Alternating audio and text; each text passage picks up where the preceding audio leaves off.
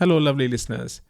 I am excited to kick off today's episode by introducing our sponsor, Abhyuda Global Coach Circle. They are experts in providing professional coaching training and are passionate about their mission to build powerful leadership in the world. We are truly grateful to have them supporting our podcast. Take a moment to check them out at www.abhyudacoach.com and see how they can enhance your coaching journey. If you are looking for coaching training for ICF level 1, 2, 3, or MCC or PCC if you call it ACC, then please go have a look at the Global Coach Circle website.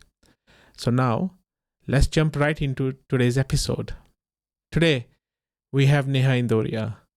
She's an entrepreneur and executive coach. She's going to share her journey through from corporate life to entrepreneurship and coaching, and how coaching helped her to be a better entrepreneur and a better leader. So let's jump right into this episode.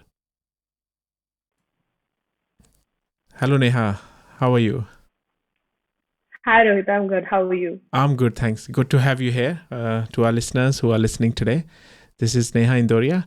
Neha, tell us about yourself a little bit. Okay. Well, professionally, Rohit, I have been a little bit of a jack of all trades sort of person who has spent the last 18 years working within the corporate space and being an entrepreneur for about 8 of them.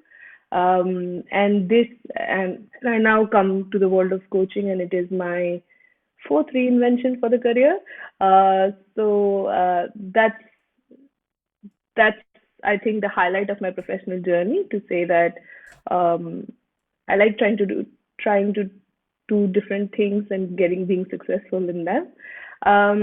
Personally, I'm a wife, a mom, a daughter. I have a 9-year-old who I have loads of fun with, and she's my reason for being of all things. So yeah, that's what brings me here. Good. Thank you for sharing this. I know how you're feeling about this, 9-year-old. So, yeah. So I'm on the same boat, basically. I've got 2 daughters, and so I know we all basically working just for them, actually. Yeah. Yeah, you have double the fun. Double the fun. I know. I am the minority in the house, so you can imagine me. Yeah. No, good to have you here. So, I wanted to start with. You said you kind of jack of all trades. How did this journey started from your corporate life to this entrepreneurship and coaching? Yeah. So I would go a little further back than that. I think as a student, I always liked studying different things, but could never really land on what I wanted to sort of take on in life.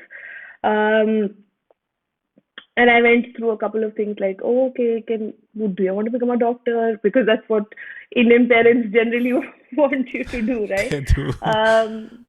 But landed on something entirely different, than my graduation in mass comm, of all the things. And then went on to do an MBA. And after MBA, it was essentially sales was what I was kind of landed on.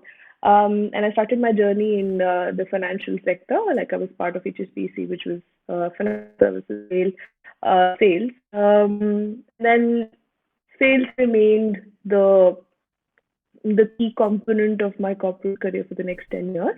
I went from HSBC all the way to Infosys, continuing to do sales. I was looking at I was heading the retail function for their India business. And that's when I had my daughter back in 2015, which essentially, thanks to Infosys's great policies, gave me about 6 months where I was home.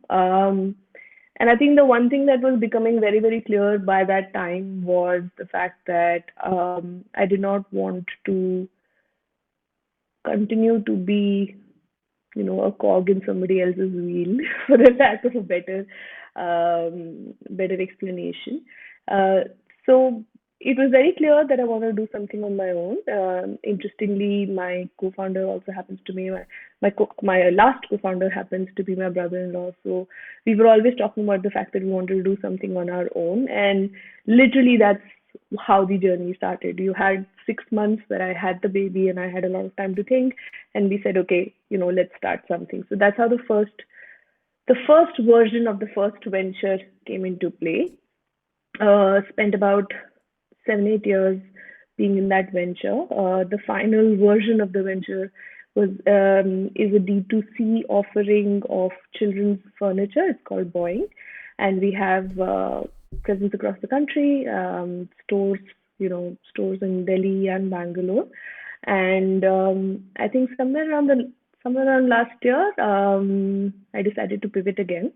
And the intention this time to pivot was to say, how can I create a service or an offering which can be of use to early stage founders and folks much like me, who are looking to set up their business, who are working um, towards the investments and all of the other things that I had already gone through, in terms of raising money and going through the formal rounds of investment.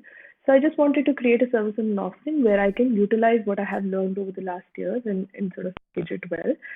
And that's what got me to coaching, Mm-hmm. largely because I wanted to have some sort of process around what I was saying. It wasn't, you can't just keep go and start talking about this. There needs to be certain amount of process that you could put on a program like this.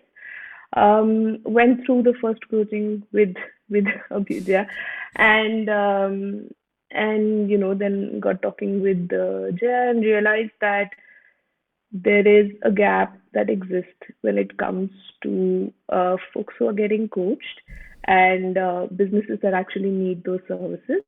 And I think luckily because I was looking at it from a completely outsider's point of view, it seemed to me that this gap could be filled, could be packaged well, and quality coaches could be positioned in organizations in need of quality coaches.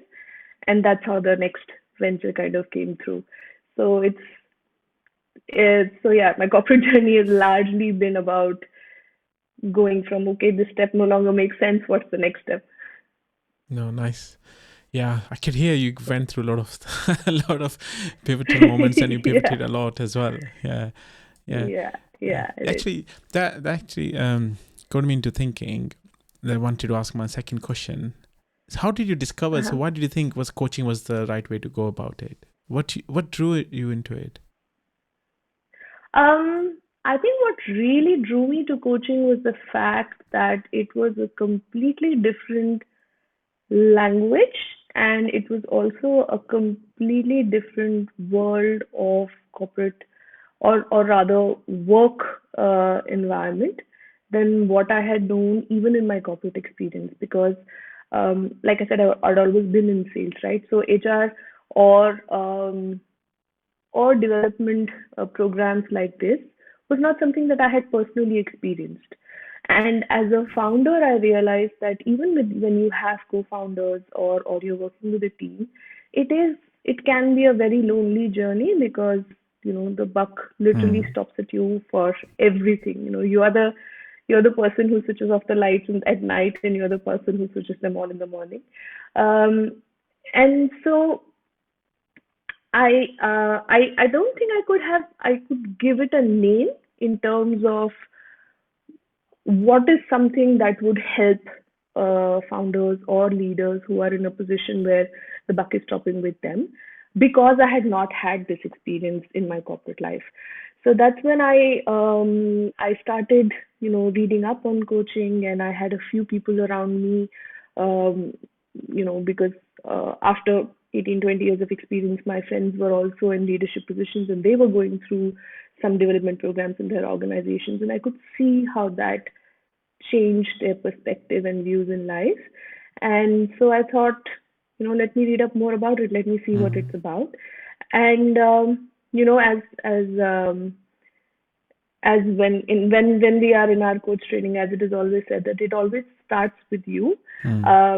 So that's the other bit that I kind of felt through, that going through the training experience sort of helped me change my language, me start to look at myself and the things around me differently, and and that allowed me to get a lot of clarity in terms of what I wanted my next step to be. And now it's just like more people should have access to this. Yeah. I had a similar experience, when I discovered coaching. Yeah. Mm-hmm. Before we go to the next question, I think I want to share that I've looked at your website on Boeing. Yes. Such a fantastic products you have. I want all my listeners to go have a look, and if you're in India, go and buy it. There's such a fantastic product. So well done on that. Yeah. Well done on Thank that. you so much, Rohit. Yeah. Thank you. Yeah, that was a fun experience too. Yeah. I mean, none of us came from a furniture background, but then we found ourselves there and we said, okay, what's the gap in the market? Children's furniture is the gap. Now let's start making something for it. And we designed pretty much everything that you see on the website. I designed, and it was good fun. Wow, that's good. Yeah, good to hear. Yeah. Regarding coaching, you mentioned that you yourself looking at a different way now inside you, right? So what's the pivotal moment or anything rewarding you found being a coach? In terms of the folks that I have coached, or for myself? Or for yourself? Oh, for myself, I think the biggest change that I have seen is lots of patience has now come in. I'm able to, I'm able to apply and see the impact that my patience makes in pretty much every aspect of my life. Not just, work, of course, is different, but even outside of work, I think the patience just makes for a different environment in which one can operate. And that allows me, that is what brings clarity for me. I feel like if you don't lose your patience, if you're not sort of giving into the first feeling or the first thought that you have, and you're allowing yourself a little bit of leeway and also leeway to the folks around you, then the environment just changes, and I think that allows for so much more creativity to occur. Then how do you think your background in corporate life and entrepreneurship influences your coaching style or approach now? Or is something different now, or you think altogether differently? No, I don't think it is vastly different. It is just a more measured approach. But my work experience, the way that it helps me is, one, it allows me to understand where someone's coming from. So I can understand why they're saying what they're saying without them having to go into the story too much, which is another one of the things that we kind of work with in coaching a lot, right? Don't spend time on the story. Let's work on the who and not the what.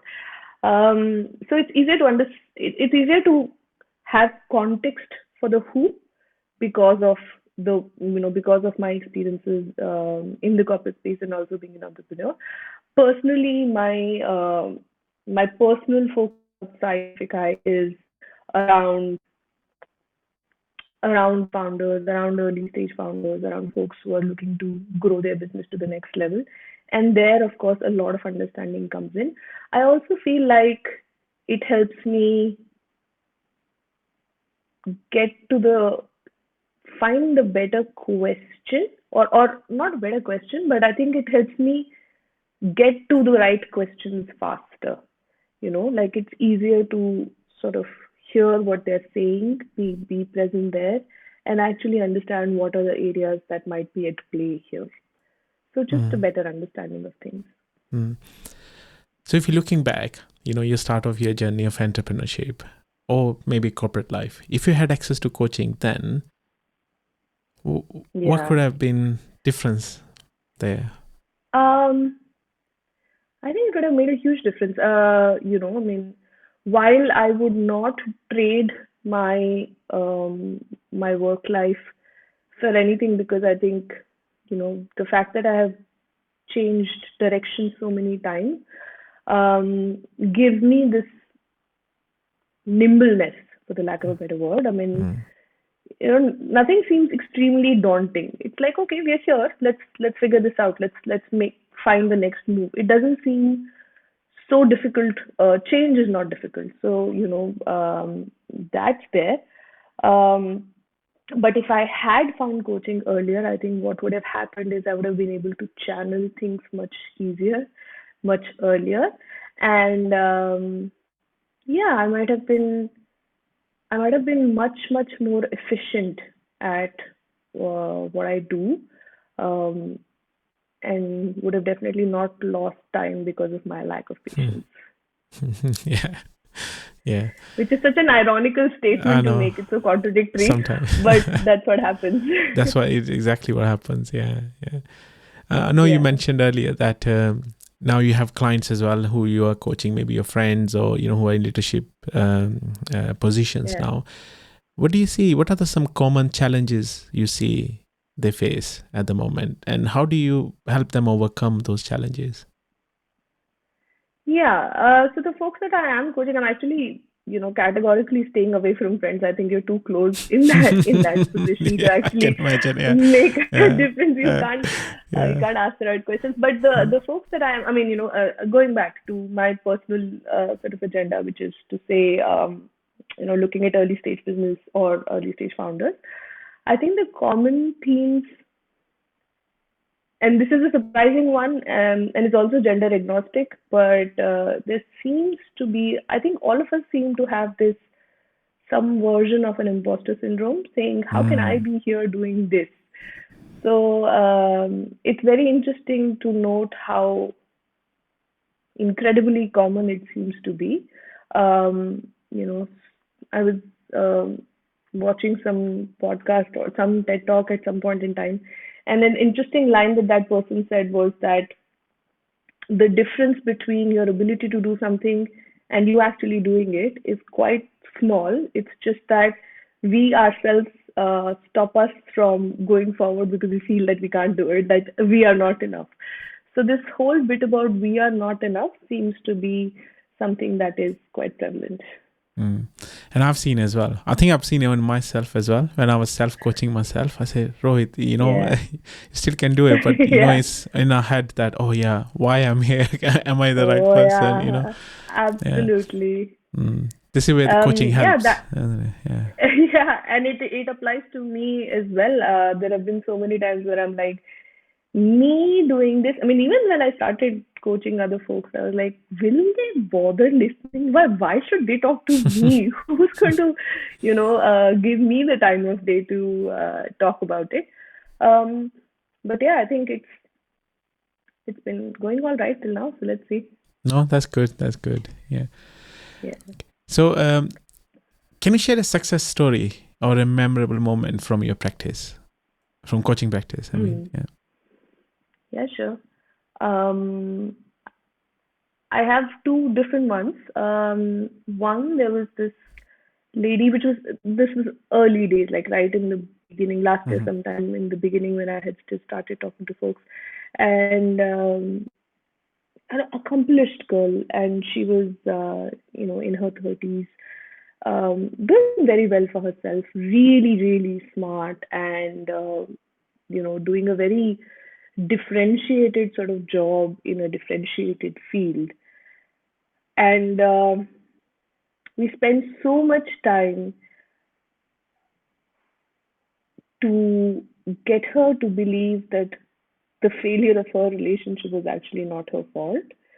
And, because the guy, I mean, it is an obvious thing that, the person that she was in a relationship with was um, sort of did wrong by her. But even with all of that accomplishment, or even with all of that um, smartness that she would otherwise have, the confidence in the relationship was about, I must have done something wrong, that's why it didn't work. And it was just, that was like very, very pivotal for me to kind of have, it was great when we finally kind of arrived at the point to say, yeah, okay, this is not my fault. And the other one that's recently happened is this person that I'm having sessions with. He's he's a he's a founder. He's set up something completely from scratch and has been doing it for 10 years and is has no reason to not feel fairly good about what he's doing.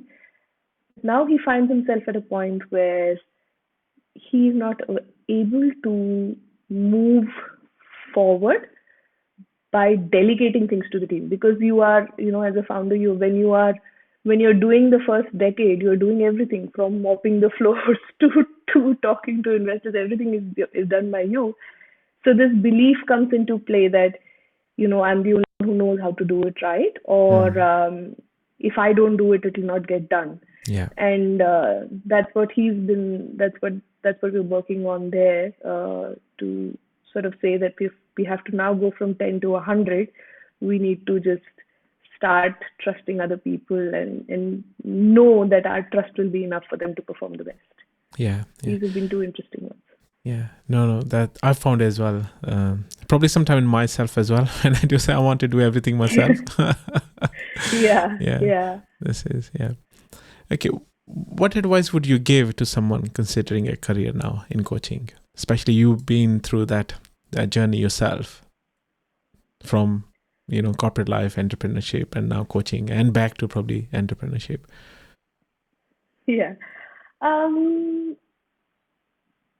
Advice, my imposter syndrome is coming into play. I don't know if I can give the advice, but I think the way that I would like to put it is that they should, anybody who wants to give it a shot, whether you either get coached, see how it changes things for you, and then you understand whether it is an impactful thing to do for others. And the other bit would be that even if you decide that some version of coaching is what you finally kind of incorporate into your work, I think the journey in itself can be quite transformative, if you allow yourself to just give it a shot. Mm. No, thanks very much for this. I want you to ask something. I don't know. Sure. You still have Boeing going on at the moment. Yeah. How do you balance your coaching practice with your venture? Oh, well, I have Boeing in the sense that Boeing continues to live without me, but it's not something that I'm operationally involved in. But I think that statement now stands true for Ikai, which is the second venture, along with my own coaching practice. And I think there, the clarity that one needs to have is that what is the reason for doing one and what is the reason for doing other. For me, Ikai solves a business problem, so I always look at it from the lens of strategy, of sales, of how do I solve this problem for a larger number of people. Coaching is a personal project, because I feel like in the sector, or in the focus of in the niche of industry, in the niche of leaders that I want to work with, I feel that having clarity will bring so much more efficiency. And then if my efforts with that clarity and efficiency can help 10% founders do a little bit better in their businesses, I think that's a job well done. So one is a personal passion and the other is a business decision. Oh, good. I know this is a great outcome you have going after. So well done on that. Thank you. So I know I heard about Ikai. So tell us more about it, this latest venture. Oh yeah. So Ikai is actually Abhyudaya's little baby. Jaya has been doing this for so long, and I come from the business experience, and essentially when I got into the industry, like I said, once I started in the coaching industry and I started interacting with more and more coaches, I realized that there are so much potential and there is so many people who are doing such amazing work, and I will probably take years to get to their level of quality.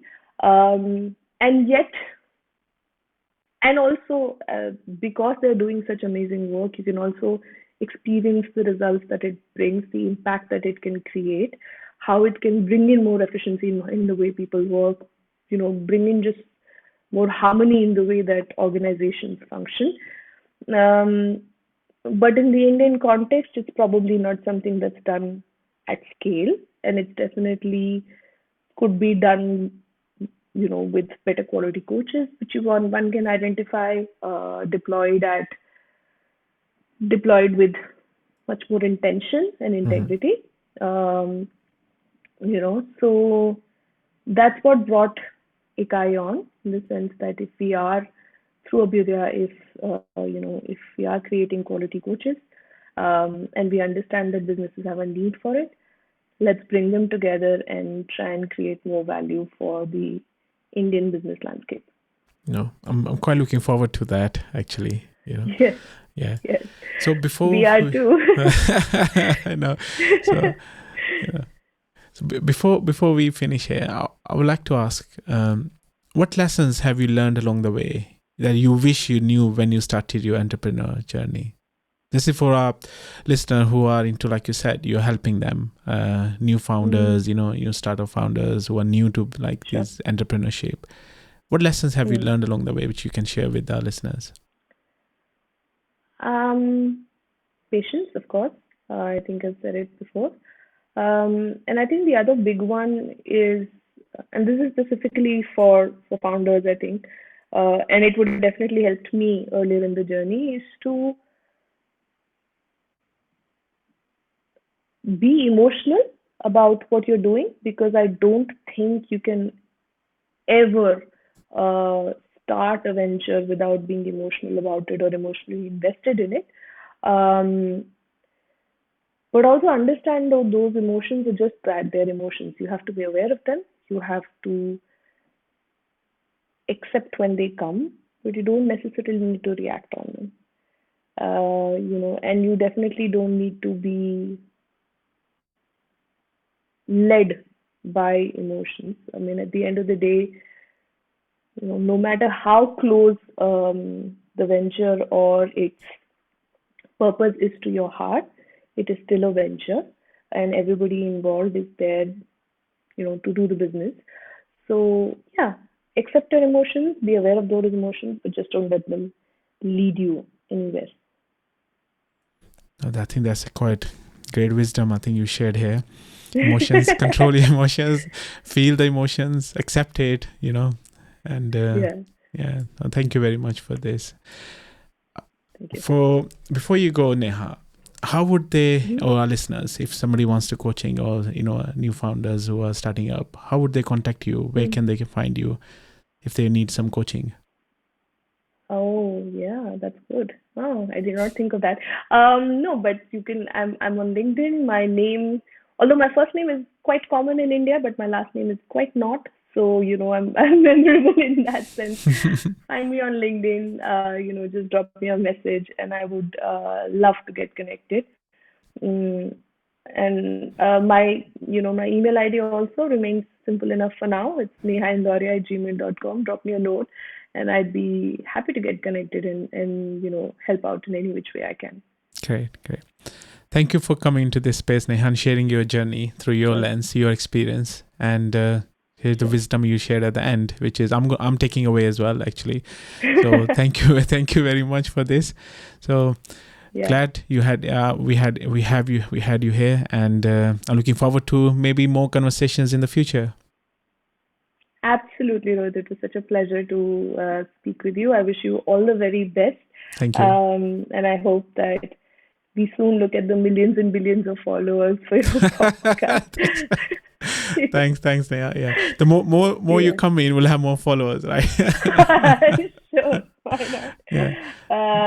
Yes, it was great to be here. Thank you so much for speaking with me. Thank you very much. Well, maybe we can do another episode on AKI as well sometime. I'm quite looking forward to this venture, Absolutely. new venture. Yes, Yeah, yes, yeah, yes. cool. We'll get all the founders along. Yeah, and all the we'll founders are all in make one stage, and we Yeah, can discuss. yeah, Yeah, brilliant, brilliant. yeah. Thank you very much. So thanks everyone. All right. Thank you. Thanks everyone. Thanks for listening. And I just want to share again, this podcast is sponsored by Abhyudaya. If you are looking for training for ICF level 1 to PCC or MCC, please contact Abhyudaya Global Coaching Circle. Thank you very much. Thanks everyone, and have a great day and stay safe. Thanks, Neha. Bye-bye. Bye. See you.